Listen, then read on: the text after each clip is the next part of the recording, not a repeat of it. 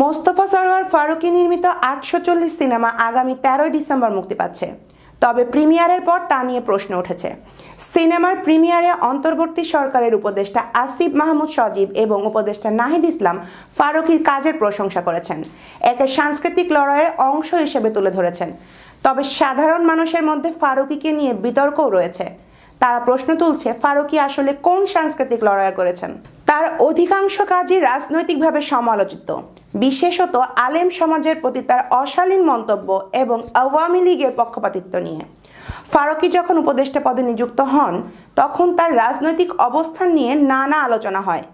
কিছুদিন আগে তার ভারতের প্রতি সম্পর্ক এবং প্রথম আলো পত্রিকার সাথে ঘনিষ্ঠতা প্রকাশে অনেকেই তাকে ক্ষমতাধরদের পক্ষের ব্যক্তি হিসেবে দেখছেন।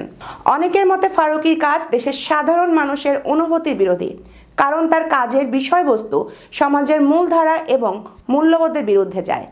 ধর্মীয় অনুভূতি ও আলেম সমাজের প্রতি অসম্মান প্রদর্শন করার অভিযোগ উঠেছে। এ কারণে তাকে সাংস্কৃতিক লড়াইয়ের সঠিক প্রতিনিধিত্বকারী হিসাবে দেখা হচ্ছে না। ফারুকী এবং তার কাজ নিয়ে বিতর্ক থামেনি। তার রাজনৈতিক অবস্থান এবং সাংস্কৃতিক মনোভাব নিয়ে সন্দেহ রয়েছে এবং তার ভবিষ্যৎ কাজের জন্য জনগণের এই হতাশা চ্যালেঞ্জ হয়ে দাঁড়াতে পারে। রাকিবুল ইসলাম রইসের প্রতিবেদনে আমি মাহেরা আফরোজ। এতক্ষণ ফেস দ্য পিপলের সাথে থাকার জন্য ধন্যবাদ।